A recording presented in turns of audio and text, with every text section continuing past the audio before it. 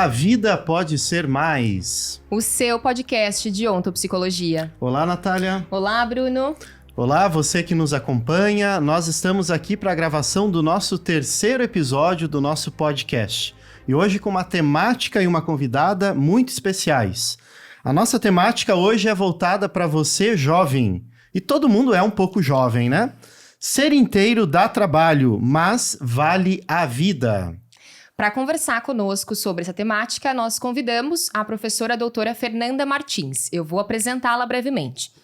A professora Fernanda Martins, ela é doutora em Psicologia Social e Institucional pela Universidade Federal do Rio Grande do Sul, mestre em Psicologia pela Universidade Federal de Santa Maria, especialista em Psicologia Social pela Universidade Estatal de São Petersburgo, especialista em Gestão do Conhecimento e o Paradigma Ontopsicológico pela ANF, especialista em Gestão Estratégica de Pessoas pela Fundação Getúlio Vargas e graduada em Psicologia pela Universidade do Vale do Rio dos Sinos. É pesquisadora no Grupo de Pesquisa e Intervenção em Ontopsicologia e membro do corpo docente na Antônio Meneghetti Faculdade. Seja bem-vinda, professora Fernanda. Muito obrigada, é um prazer estar aqui, poder compartilhar com vocês nessa conversa. Fernanda, a professora Fernanda, que é a nossa professora do bacharelado em ontopsicologia, lembrando que esse podcast é promovido pelo bacharelado em ontopsicologia da Faculdade Antônio Meneghetti. Nossa temática hoje é sobre juventude, sobre o jovem. E aí a gente se pergunta, Fernanda, hoje em dia é mais difícil ser jovem? O que significa ser jovem nesse mundo aí com tantas novidades como o nosso?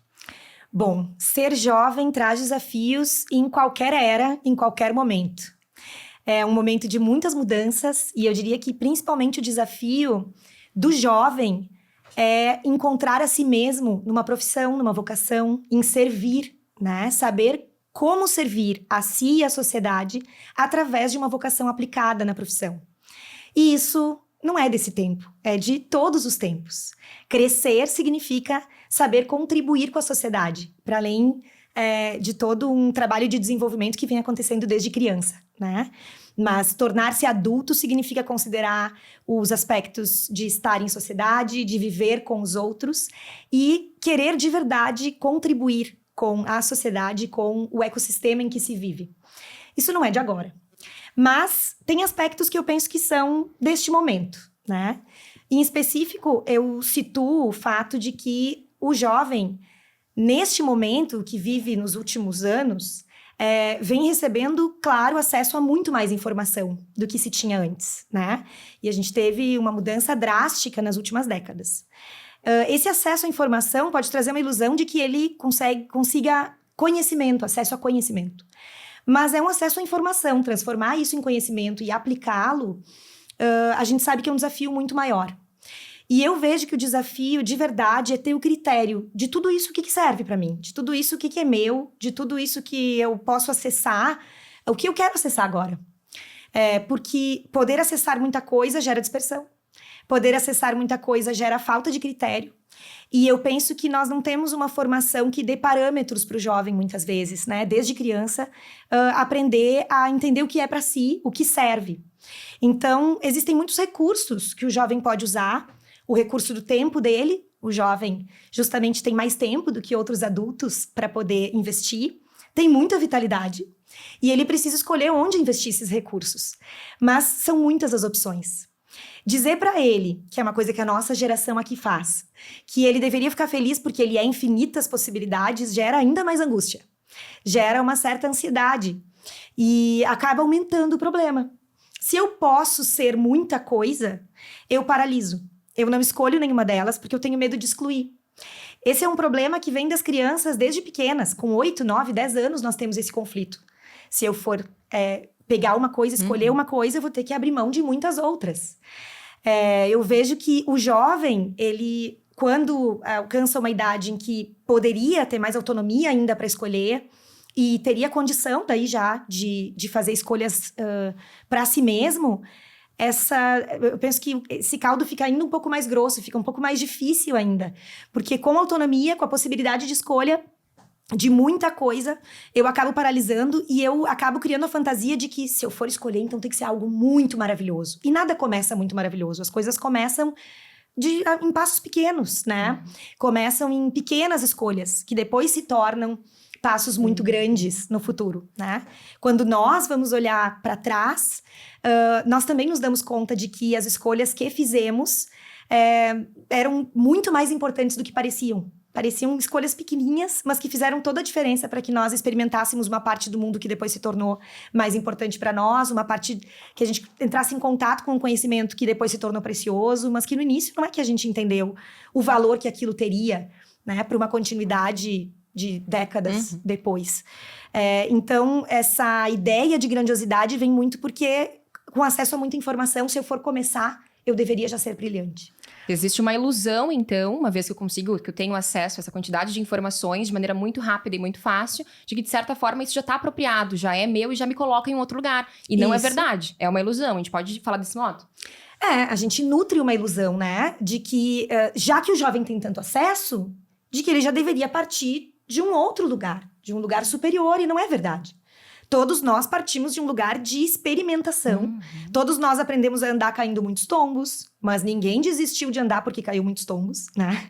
Eu não conheço nenhuma pessoa que não ande porque caiu tombos demais, né? Porque doeu demais. A gente continuou olhando para frente, vendo que adultos caminham com as duas pernas e continuamos tentando, né? Esses pontos de referência que o jovem tem são muito importantes. Mas hoje eles estão em todo lugar, eles são influencers, não são só professores dentro de universidades, escolas, ao contrário, né? Estão muito mais diluídos, né? Em aspectos do cotidiano, às vezes em jogos, às vezes em filmes, às vezes em personagens, né? E aí com tantas possibilidades e tanto acesso a informações, e muitas vezes acesso que me permitiria aprofundar conhecimentos, eu me torno um pouco teórico no início e entendo que eu deveria já partir de um patamar superior. Quando eu vou me experimentar, é claro, como todo mundo, cai seus primeiros tombos, e às vezes a frustração se torna mais difícil de superar por conta dessa comparação entre o que eu teoricamente acesso e o que eu experimento na prática, né? Então, eu vejo que é um dos problemas que eu encontro na clínica, principalmente com jovens que estão começando aí a sua experiência de trabalho, de carreira, né? Ou que estão escolhendo se levar mais a sério, que são jovens que buscam a psicoterapia, que buscam uma consultoria individual. E, inclusive, o jovem que busca o bacharelado em ontopsicologia, né? Os nossos alunos aqui, vocês são meus colegas e podem também perceber, também buscam ontopsicologia porque querem se levar a sério, querem mais da vida, né? Querem esse trabalho que vale a vida, que a gente está chamando assim para o nome desse podcast. E no início se sofre um pouco, porque se tem uma ideia, também os pais projetam muito de que com esse acesso, muitas vezes, né?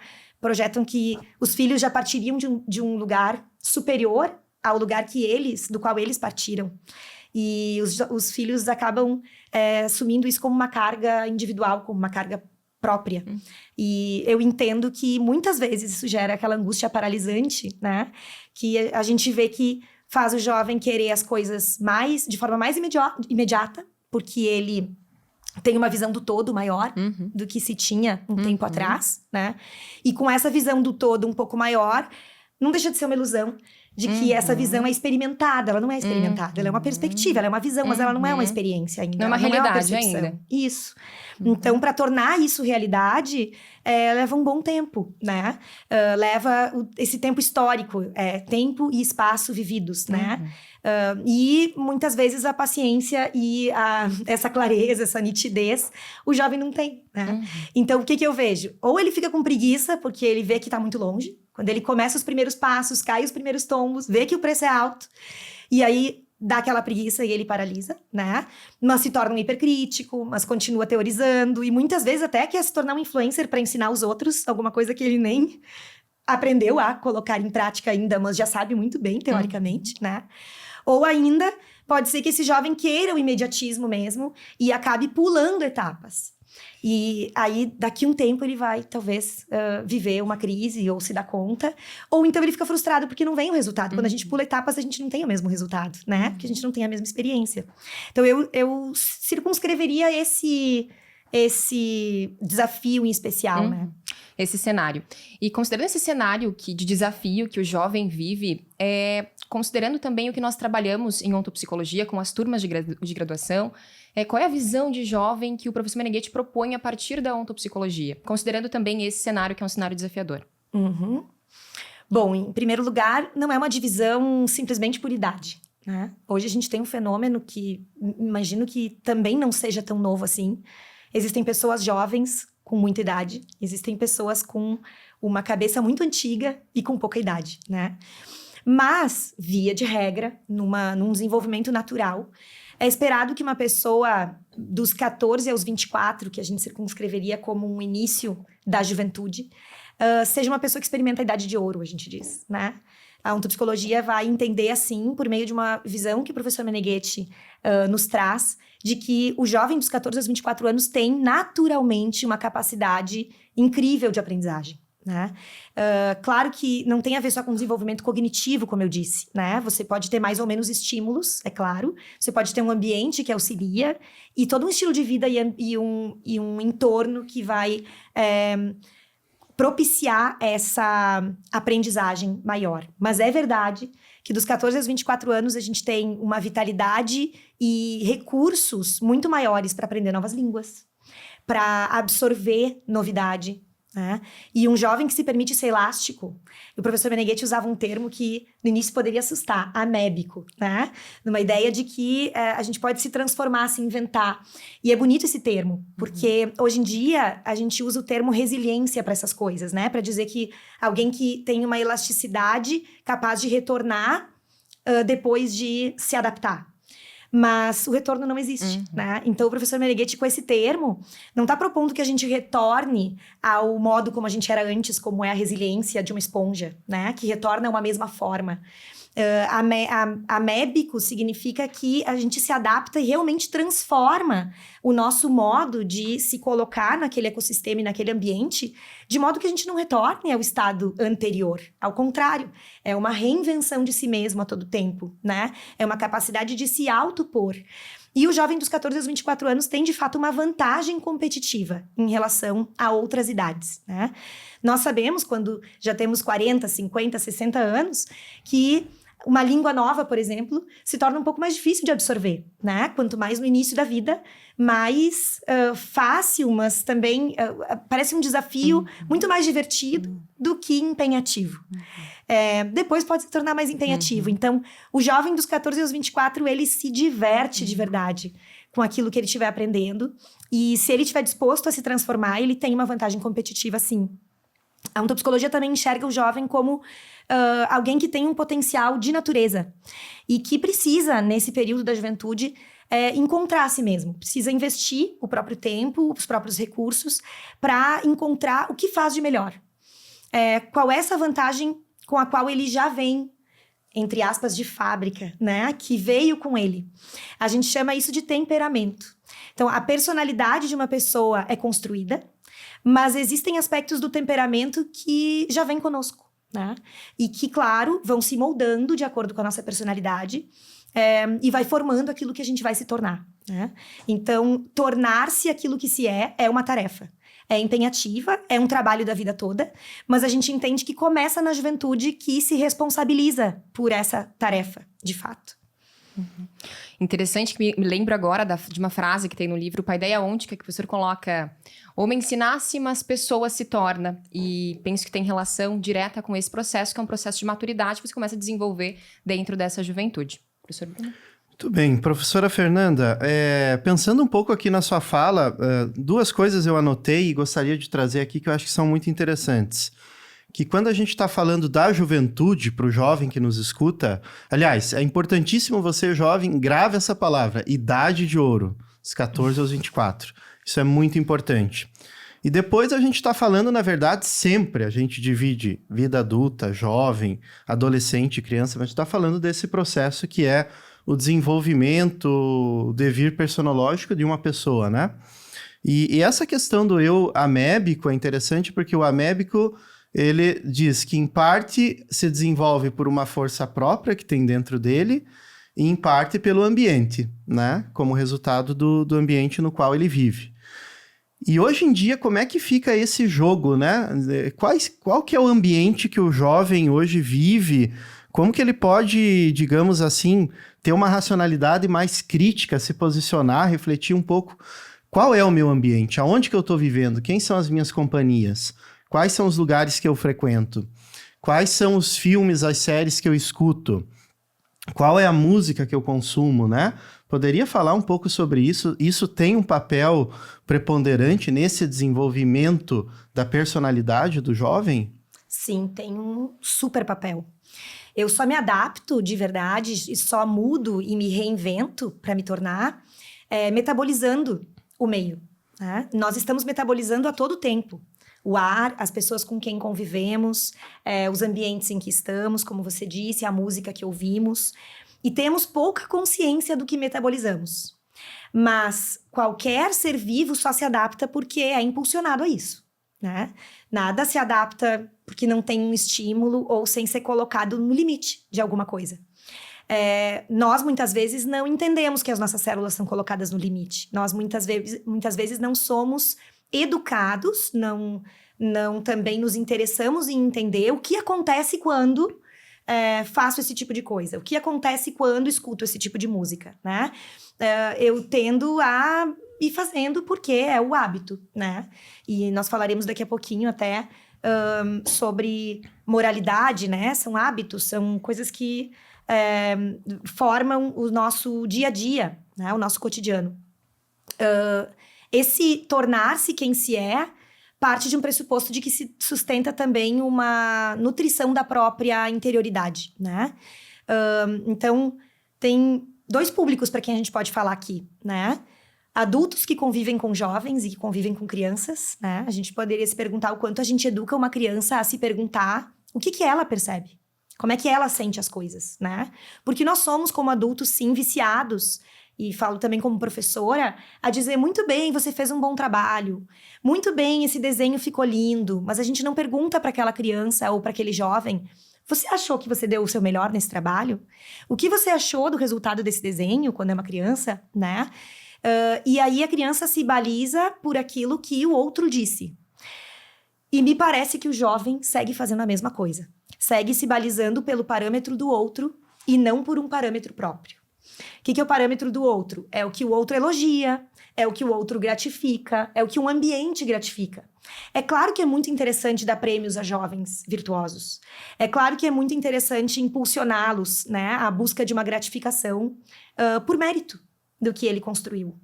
Mas é um problema que o jovem tenha apenas esse parâmetro e que ele não faça um contraponto com como ele se sentiu. Porque muitas vezes nós, jovens ou adultos ou pessoas que já têm muita idade, não importa aqui a idade, né? Fazemos alguma coisa, nós sabemos que poderíamos ter dado mais, nós saímos entendendo que não aconteceu o melhor, mas acreditamos no aplauso do outro e saímos dizendo, nossa, foi incrível. Pode ter sido incrível para os outros, mas é importante que eu leve para casa essa autopercepção para que da próxima vez eu também saia com o meu balizador num lugar mais satisfatório, né? Do mesmo modo, nós também fazemos muitas vezes o contrário. Nós demos o nosso melhor, fizemos aquilo que tínhamos para fazer, saímos entendendo que a tarefa foi bem feita, a fizemos com empenho, com gratificação interior, com satisfação. Alguém não gosta e a gente simplesmente aceita aquela informação, coloca num lugarzinho do coração e diz, foi horrível. Então, esse balizador externo, ele faz com que ao longo do tempo a gente perca a possibilidade de usar um critério, de usar um parâmetro que seja mais valioso para nós, valioso no sentido de valor mesmo, que tenha valor para mim. Então, parâmetro, critério, deveria vir de uma capacidade crítica, especialmente nesse modo de comparação entre como eu respondi à sociedade, de que forma eu posso medir o valor do impacto que eu gerei com o que eu estou fazendo, seja uma atividade muito pequena, cozinhei para a minha família hoje, seja uma atividade enorme, palestrei para um grupo de 1000 pessoas, né? Como eu balizo de acordo com o que eu entreguei, com o valor do que foi a minha entrega, por meio do que os outros receberam e fizeram com isso, mas também por meio do que era a minha intenção fazer e de como eu me sinto, como eu me percebo. Porque sim, nós temos uma capacidade de ler a nossa própria realidade, né? Nós temos percepção corporal, nós temos a possibilidade de entender se o nosso pensamento fica muito agitado ou se a gente encontra aquela calma de quem fez algum trabalho bem feito, né? Aquele dia bem realizado, que a gente chega em casa, pode até estar com o corpo cansado, mas ainda animado pelo dia seguinte, né? E a gente vê isso no jovem. A gente vê aqui na Anf, quando um jovem no fim do dia já trabalhou o dia inteiro, fez uma aula à noite conosco e sai com o olhinho brilhando, pensando numa semana boa para acontecer. E a gente também vê o contrário acontecer. O jovem que daqui a pouco pode não ter se cansado durante o dia, mas sai muito cansado de uma atividade, porque ele não está se satisfazendo de fato com o que ele está fazendo. Tem algum ponto de erro consigo mesmo, não é erro com os outros, né? Então, isso não tem nota para dar, né? Não tem uma gratificação externa que possa dizer. A gente deveria fazer, na minha visão, e a ontopsicologia ensina como fazer isso, né? Uma verificação todo dia, né? De como foi aquele dia para nós. É uma forma, talvez, né? O sonho pode nos dar isso também, né? O dia seguinte começa com o nosso sonho. A ontopsicologia é uma técnica que possibilita. Claro, a gente teve muitos autores que pensaram atividade onírica, né? E a ontopsicologia nos dá aparatos técnicos, mas também uma visão tanto filosófica, ontológica, quanto física, para explicar como isso acontece e como a leitura dessas imagens pode ser precisa e pode dar uma nitidez para quem sonha e analisa, e tem esse sonho analisado, para tomar novas decisões com base nesse parâmetro interno e não em um parâmetro apenas de gratificação externa. Fernanda, só um ponto assim que eu acho bem importante dessa fala, uma das definições que o professor Antônio Meneghetti dá sobre juventude, se eu me recordo bem, é mais ou menos de que é aquela pessoa que mantém-se em conexão com o próprio em si, né? Isso é sinônimo de juventude. E o quanto isso vale agora para qualquer idade, qualquer pessoa que nos escuta, o quanto a perda dessa intimidade consigo mesmo significa já abrir um espaço maior para regras, para visões, para critérios heterogêneos e não para si mesmo. Isso significa já envelhecimento, significa rigidez, né? Significa não estar numa condição de ser jovem, né? Uhum. Sim, tem pessoas que com idade de 80, 90 anos estão abertas para o novo, né? Escutam qualquer coisa que nunca tenham escutado e se interessam, né? E tem pessoas de 20 anos que escutam qualquer coisa que não tenham escutado e pensam, mais uma coisa, não quero saber, obrigada, né? É uma rigidez, como você usou a palavra, ou uma flexibilidade que vai mudar toda a realidade interna e depois o impacto externo, né? Muito bem. Nós sabemos que Recanto Maestro é juventude, Faculdade Antônio Meneghetti é juventude, é um espaço onde a gente vê jovens trabalhando em todos os setores. A Anf e os seus colaboradores, em grande maioria, são os próprios alunos. Talvez uma das singularidades, para quem não conhece a Anf, é que a Anf possui um número bastante expressivo de professores que são egressos, que fizeram a própria formação e que recebem uma oportunidade também de espaço. Nós convivemos com a juventude e é um projeto que pensa que a transformação começa através do momento em que eu, né, numa idade ainda de juventude, posso fazer mais pela minha vida, posso querer mais da vida.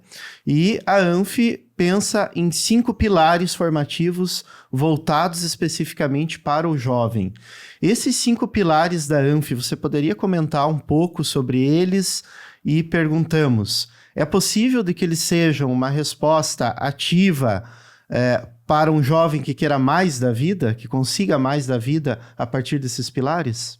Sim, são pilares que compõem uma formação integral. Se fala em integralidade muito, né? Principalmente porque a gente percebe que os nossos tempos fragmentam muito a visão do ser humano, né? Assim como fragmentam tudo. Para poder conhecer, a gente muitas vezes mais fragmenta do que conecta. E essa formação integral é feita, claro, em primeiro lugar, de um estudo. Então, o nosso primeiro pilar é o estudo. Mas o estudo do quê, né? Em especial, a Anf, o Recanto Maestro, se volta ao humanismo, porque entende que estudar a si mesmo é pressuposto para qualquer outra forma de estudo.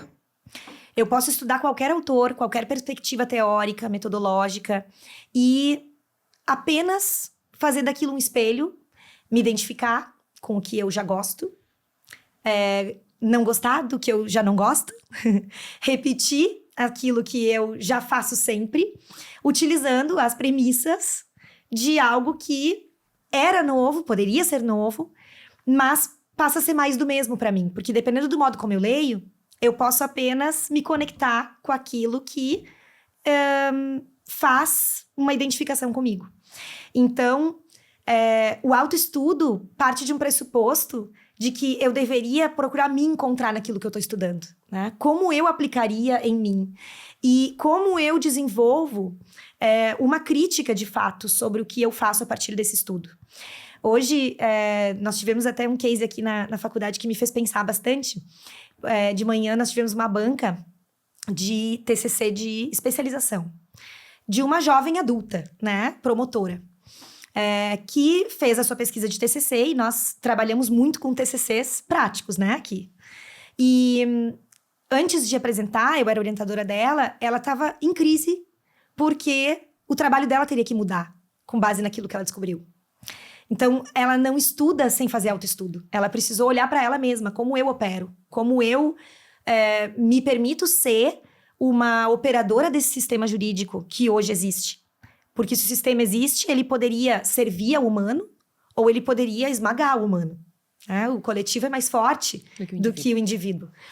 Então, quando ela se dá conta, tanto da responsabilidade que ela tem, quanto das camadas de percepção, de forma de atuação que estavam ali, mas que ela não enxergava, isso implica para ela uma novidade de ação.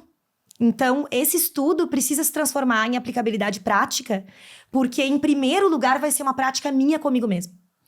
Depois, claro, vai ser aplicabilidade prática numa profissão. Vai ser aplicabilidade prática em como eu vivo a minha vocação e daí por diante. Então, esse estudo, para nós, não é um estudo num ponto de vista já que é somente compreendido, compreendido como o desenvolvimento de habilidades, né? Ou até o conhecimento de teorias. Não.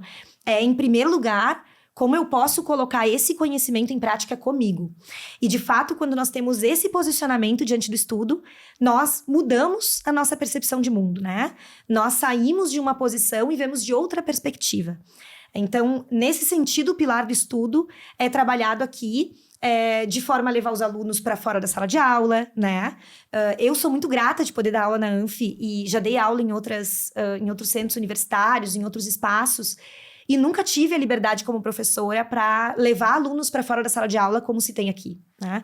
A experiência também do professor acaba sendo uma experiência muito mais livre, né? Muito mais autônoma, no sentido de entender o que cada turma precisa e fazer esse autoestudo por meio, claro, da aplicabilidade daquele conteúdo em sala de aula e do trabalho em sala de aula, né? Porque também o estudo passa por, né, aprovação em provas e outras coisas que vão precisar acontecer. O segundo pilar é o pilar do trabalho. O professor Antônio Meneghetti, né, que é patrono da faculdade e foi quem criou esse espaço, nos ensinou que trabalhar e estudar precisam acontecer juntos. E um dos diferenciais, de fato, que a gente tem aqui é o professor sendo aquele que não só ensina em sala de aula, mas que ensina aquilo que faz.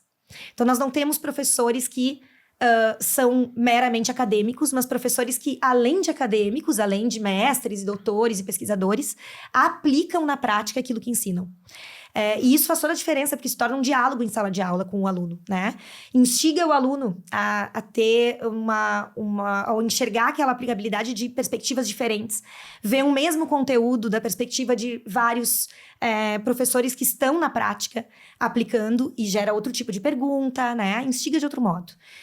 Então, tanto o professor trabalha e aplica aquilo que ele ensina, quanto instiga o aluno. E aqui, realmente, eu vejo que os alunos que dizem no início, eu só vou estudar, dá 3 semanas, 4 semanas, eles já estão se sentindo mal por não trabalhar. Já estão tristes. Professora, estou fazendo muitas seleções, estou participando de muitos processos seletivos porque quero me inserir no mercado de trabalho. E é muito bonito poder ver isso. Porque não acontece porque a gente chega em sala de aula e diz, você tem que trabalhar. Acontece porque falta para o aluno aquele exemplo para fazer uma pergunta. Ele vê o outro fazendo uma pergunta de quem aplica, ele vê o outro tendo o próprio dinheiro para decidir coisas, e ele quer também aquele nível de autonomia, né? E aqui a gente tem mesmo uma oportunidade enorme, né? De trazer o trabalho não como a labuta, num sentido de um sofrimento, mas de trazer aquela necessidade de um ofício que está me fazendo crescer, aprender sobre mim, aprender sobre estar no mundo, aprender sobre autonomia, e me encorajar a depois dar passos maiores, né? Depois nós temos a ciência ontopsicológica como um terceiro pilar, né? Tudo que se faz aqui no Recanto Maestro tem a ciência ontopsicológica como uma linha mestra que conecta, né? Aquele negócio, aquela empresa, aquela faculdade, aquela instituição, aquela fundação, aquela organização, a esse lugar e ao jovem que aqui se insere para fazer sua formação, né? A ontopsicologia é, de fato, essa linha de ouro que conecta todas as coisas, porque ela é a forma-mentes que faz tudo acontecer aqui dentro, né? A ciência ontopsicológica traz uma novidade, é uma ciência de vanguarda, e traz uma novidade para a ciência em geral.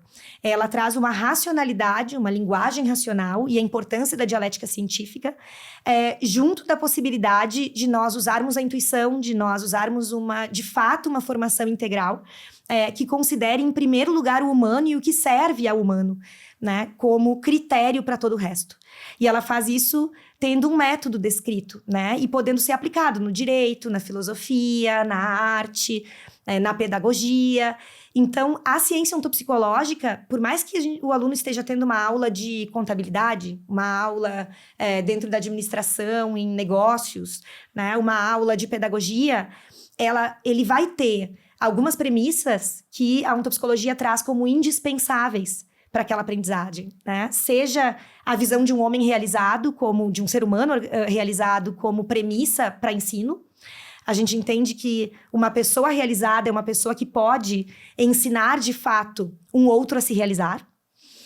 E eu estou falando de uma realização também integral, e essa é uma premissa também da faculdade e do Recanto Maestro. Seja no modo como isso é ensinado, porque a gente ensina através do ser, saber e fazer. Aquilo precisa ser aplicado a ponto de fazer o aluno, ou pelo menos instigá-lo a se tornar o que ele está estudando, né? E a gente só pode fazer isso através da ontopsicologia. Seja no contato que o aluno tem com a realização humana por meio dessa ciência, com a possibilidade de realizar o próprio potencial, porque a gente vê que um estudante entra num projeto da ANF para estudar e para conhecer, e assim que ele entende que a realização de um potencial individual próprio é possível, ele se encanta. Mas eu só consigo considerar isso possível porque eu vejo outras pessoas que realizam o próprio potencial. E eu vejo esse brilho no olho, nos corredores, né? Andando pelos lugares aqui. Não é só porque o lugar é bonito e traz um contato com a exuberância de natureza, né?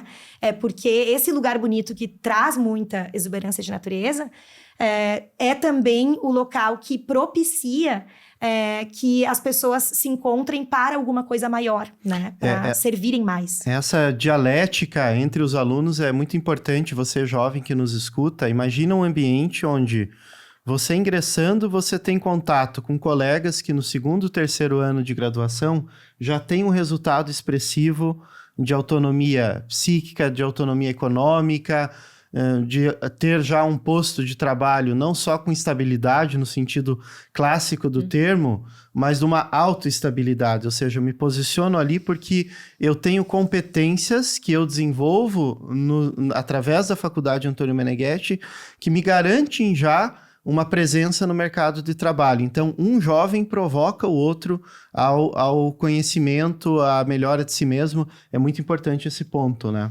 A socialização aqui também acontece de forma muito natural, né? Aqui na ANF não se desenvolve apenas as hard skills e as soft skills, né? Que já são muito importantes.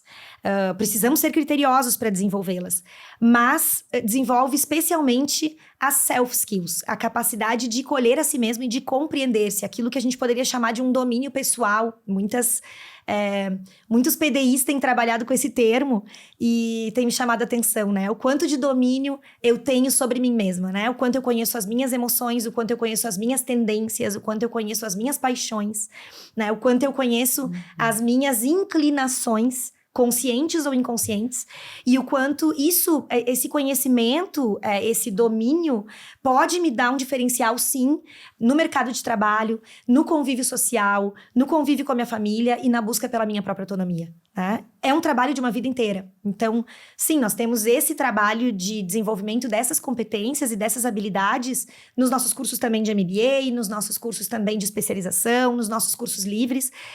Esse é o principal mote, né, de tudo que se faz aqui, é o nosso core, né? Desenvolver essas habilidades de domínio pessoal, né, através do método ontopsicológico.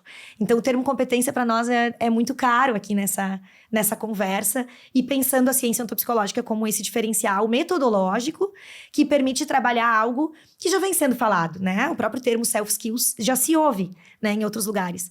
Mas eu faço um curso e começava esse curso de 1 ano e meio com um PDI, né? Com um plano de desenvolvimento individual. E aí tinha uma caixinha primeira de que falava domínio pessoal. Eu falei, nossa, que termo bom, né? Tava ali como uma soft skill, mas é muito mais do que uma soft skill, né? É uma capacidade de ler e de entender a si mesmo. E dominar significa saber usar, não significa apenas conhecer, né? Então, me chamou muita atenção esse termo. Saber fazer a gestão dessa dimensão. Então, eu conheço, sou capaz de aplicar da maneira correta, né? Da maneira mais funcional para aquele momento. Me colocar do modo mais adequado para obter uma funcionalidade naquilo que eu tô fazendo, no impacto do que eu tô fazendo. Né? Depois, o outro pilar é a alta moralidade. Bom, moralidade é um termo duro, né? É um termo que nos leva para uma ideia, assim, de pode, não pode. Isso não é. Aqui a gente vai punir. Não. A alta moralidade diz respeito, e o professor Meneghetti nos ensinou a buscar a raiz das palavras, né?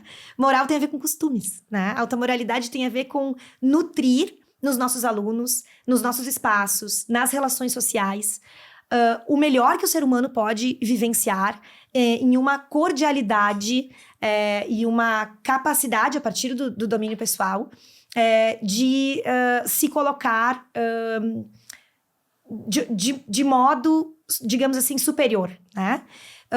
O que é o modo superior?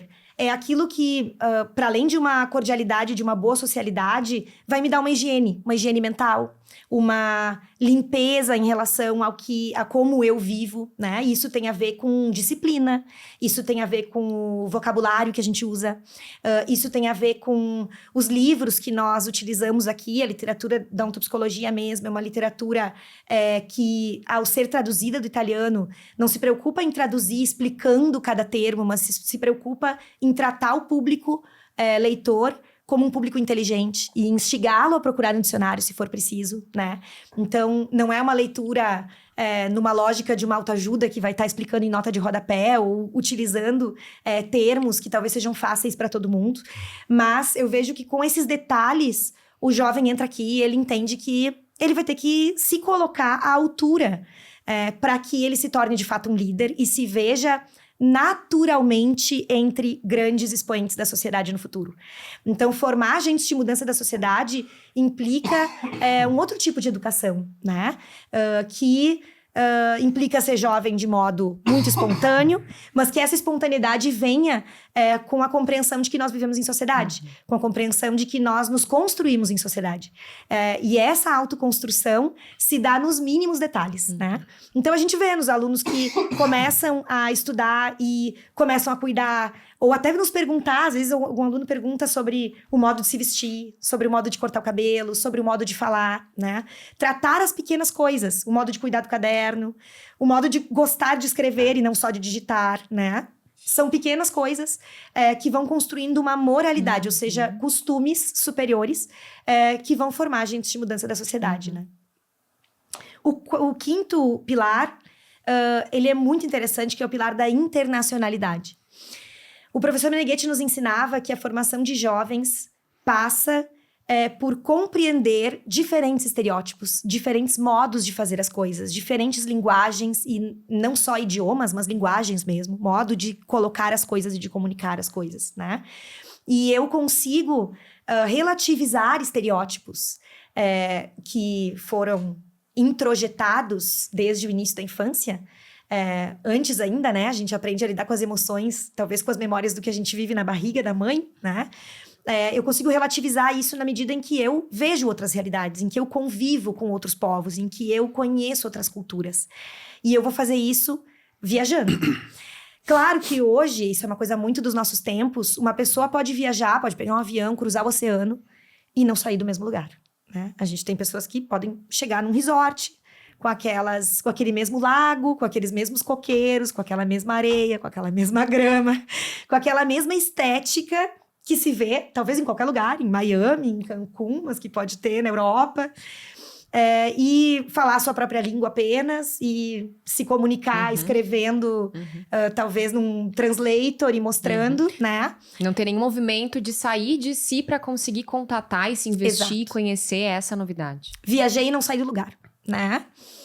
E eu posso cruzar uma fronteira muito próxima do meu país. Eu posso vivenciar a internacionalidade recebendo um professor de fora e realmente me abrindo para entender que ele vem de uma outra cultura, que são outros valores introjetados e que existem outros modos de resolver problemas, de tratar as coisas, né? De dar a proporção das coisas. Então, o professor Meneghetti, muitas vezes, quando nos formava, dizia algo como: tá brasileiro demais, tem que pensar um pouquinho diferente, né? Não significava que ele não gostasse dos brasileiros, ao contrário, ele escolheu o Brasil para ser o lugar onde ele faria uma faculdade, né? E um campus e um centro internacional de arte e cultura humanista. Mas se tratava de dizer a um brasileiro que existem outros modos de ver uma coisa, né? Então, a mesma coisa ele diria para um russo, a mesma coisa ele diria para um chinês, né, sobre a sua própria nacionalidade. Porque a nossa língua mãe, ela traz muito mais do que a memória de um idioma. Ela traz também com ela o modo de tratar as coisas, o modo de pensar, né? Uma estética, toda uma estética sobre o pensamento que a gente tem sobre as coisas. E isso depois define a nossa atitude. Então, a internacionalidade, ela é um pilar muito importante que eu vejo que encanta os nossos estudantes, na medida em que os instiga a cruzar fronteiras de si mesmos. E entender que existe mais deles mesmos em outros lugares. Ou seja, cabe mais mundo dentro de um jovem. E para fazer caber mais mundo dentro de mim, eu preciso elasticizar o meu pensamento, eu preciso me inclinar para conhecer, eu preciso chegar num novo lugar e comer o tipo de comida que tem lá e não o que eu conhecia, eu preciso tentar falar o idioma do lugar, mesmo que seja difícil, mesmo que seja uma comunicação mais limitada, mas aquilo me tira muito mais do que da minha zona de conforto, me tira do limite que eu tenho hoje interno, né? Sobre mim e sobre estar no mundo. Então, se sentir cidadão do mundo não é assistir vídeos de YouTube em várias línguas, né? É chegar num lugar e conseguir viver mais do que sobreviver nesse lugar, curtir esse lugar, né? Se sentir cidadão em qualquer lugar do mundo. Isso é uma conquista também de uma vida inteira, porque nós temos que encarar limites próprios. Isso é desconfortável, isso eu não gosto, isso dá medo, isso eu não sei, né? Esses tempos eu vi uma pessoa dizer que queria ir num curso que era num outro estado do Brasil. E ela é aluna nossa, ela tem 55 anos, ela me disse: mas professora, eu nunca peguei avião sozinha. Talvez uma pessoa, se não fosse instigada a isso não fosse um problema para ela. Mas o significado que isso teve depois para ela foi muito maior do que pegar avião sozinha, né? A gente não duvida de que a pessoa de 55 anos saiba pegar um avião. Só que o que está implicado ali é um outro tipo de autonomia, né? É uma autopercepção, é o modo como a visão que ela tem sobre si mesma, como foi a construção dessa estima de si também, né? Essa autoimagem, essa autoestima. E daqui parte depois todo o resto que ela vai ambicionar fazer, né? Porque a nossa ambição também parte do pressuposto de que a gente consegue se ver lá. Minimamente eu preciso conseguir me ver num outro lugar para eu poder ter ambição. Senão eu não posso falar em ambição, se eu tô no limite de mim mesma, né? Senão a ambição vai ser mais uma ilusão, vai ser mais uma angústia, vai ser mais uma obrigação. Preciso ter a ambição de fazer aquilo que o outro tá me dizendo ou que eu vi na televisão. Televisão não se vê mais, né? No YouTube. Que eu vi nas redes sociais. TikTok, sim, etc. Televisão, a gente até pode ver na televisão alguma coisa que não seja, na maioria das vezes, da TV aberta, né? Brincando. Fernanda, um ponto interessante desse pilar da internacionalização, e parece quase um paradoxo que eu vou dizer agora, mas se você pudesse dar um direcionamento para o jovem que nos escuta, para que ele entendesse que antes de conhecer um outro lugar, ele precisa deixar o local que ele está. E hoje a gente verifica o quanto o jovem cada vez mais tem dificuldade de deixar a sua casa para entrar na vida universitária. Isso é importante para o desenvolvimento da autonomia psíquica da pessoa, fazer esse primeiro movimento de sair da sua casa e começar a entrar nesse ambiente universitário? Sem dúvida. Quando eu falei que o jovem vive desafios, não importa em qual era, eu acho que esse é um desafio que está colocado. E não é um desafio da nossa época só, né? Eu acho que ele é um desafio de outros tempos também. É claro que vivemos com outras intensidades hoje, na medida em que nós temos talvez mais insegurança em relação ao nosso ecossistema e ao nosso meio, né? Em que vivemos, em que nós temos maior angústia dos pais, né? Em relação também a deixar esses filhos com tantas opções, com tantas possibilidades de fazer tanta coisa, né? Deixá-los voar talvez seja mais complexo hoje do que era no passado, né? Parece, pelo menos. Não dá para dizer que é, porque é uma experiência individual e interior. Mas eu sou psicoterapeuta e eu posso dizer que um dos grandes desafios da clínica é conduzir processos de construção da própria autonomia com base na possibilidade mais de terminar fases do que de iniciá-las, né? É preciso terminar uma fase para começar a outra, né? É preciso acontecer o luto para que eu me reinvista psicologicamente, psiquicamente em outra coisa. É preciso acontecer uma despedida para que eu consiga dar um próximo passo, né? E essa despedida não precisa ser drasticamente para toda a vida, mas precisa ser uma reelaboração de quem é meu pai e minha mãe para mim, né? Então, eu diria que é mais sobre o jovem aprender a colocar os pais, a casa, num outro lugar da própria vida, do que se despedir dos pais e da casa de onde ele vem, né? É mais sobre o jovem ter a maturidade de entender que a partir de agora os pais o impulsionarão de um outro jeito, né? Do que dizer que ele não pode mais contar com aqueles pais, porque isso é mentira, né? Então, e é função do filho fazer isso, né? É função do jovem. Isso é uma coisa que o professor Meneghetti deixava muito claro para nós, né? É o jovem que precisa fazer a passagem. É o jovem que precisa se colocar de um modo novo, maduro. E quando ele faz isso, ele dá muita segurança para os pais. Porque os pais ficam muito felizes em ver que um jovem está se realizando e sabe o que quer. Muito felizes. Só que para saber o que quer, ele precisa também reposicionar esses pais como amigos da vida dele, da existência dele, né? Como apoiadores dele, que sempre foram, né? E não permanecer nessa infantilidade de exigir dos pais que continuem sendo pais de crianças na medida em que ele cresce. Porque também daí isso gera uma confusão dentro da própria casa. Então, deixar a própria casa não é só uma atividade que se faz de forma geográfica, né? É uma atividade que se faz por elaboração psíquica também, né? E que retorna aquilo que você trazia lá na primeira pergunta que a gente fez, né? O quanto a maturidade, talvez, ela tá nessa capacidade de equilibrar essas escolhas novas que eu faço e abrir mão de outras, né? Esse jogo entre ganhar algumas coisas, construir algumas coisas e saber dar um espaço de término a outras, né? Nós fechamos sempre o nosso episódio com uma ideia que é um bate-volta bastante prático. Fernanda, 3 indicações práticas para o jovem que está nos ouvindo de como a vida pode ser mais. Vamos lá. A vida pode ser mais na medida em que a gente divida menos ela em categorias e se coloca inteiro nas coisas. Vida vem de vis, que significa escorrer. Na medida em que eu dou a mesma proporção de intensidade, de vontade, de investimento para 4 ou 5 categorias da vida, eu mantenho tudo na mesma posição e nada escorre para lado nenhum.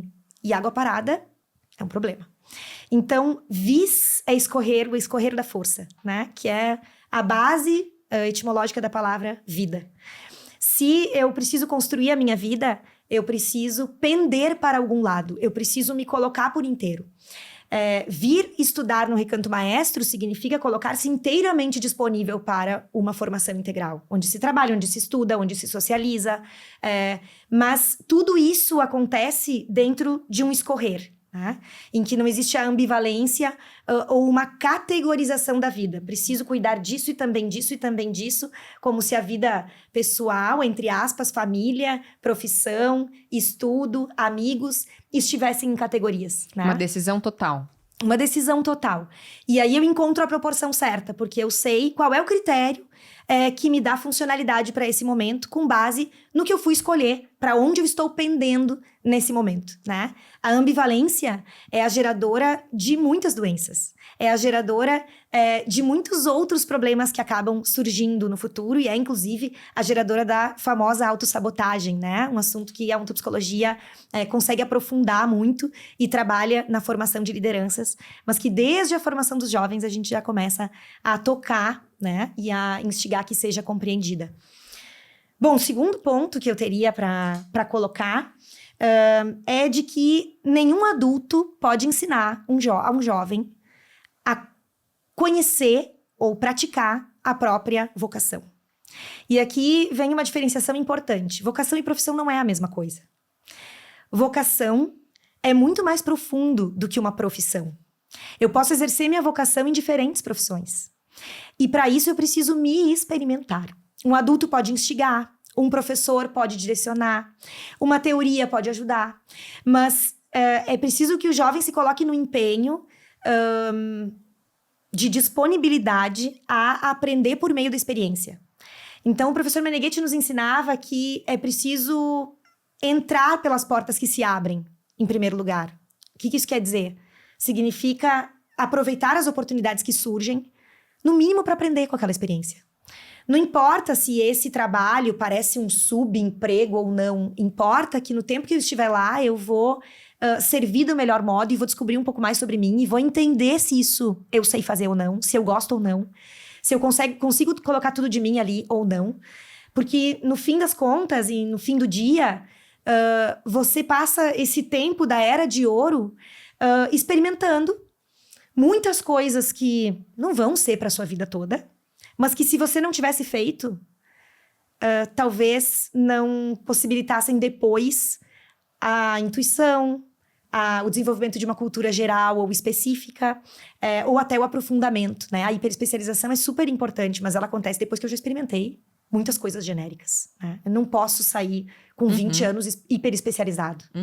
Eu preciso primeiro me colocar inteira no que eu estiver fazendo, e a partir dessa experiência eu vou me conhecer e vou entender quando eu sou uma macieira fazendo maçã e quando eu sou uma macieira tentando fazer pera, né? Eu começo a tentar entender quando tem uma naturalidade naquilo que eu tô produzindo e junto com essa naturalidade, uma ambição enorme, porque a gente costuma ser mais ambicioso naquilo que, de fato, no início parece até um pouco fácil, mas depois a gente rápido entende que, peraí, se tá fácil no início, é porque eu devo ter alguma facilidade, deixa eu me colocar um pouco mais aqui, né?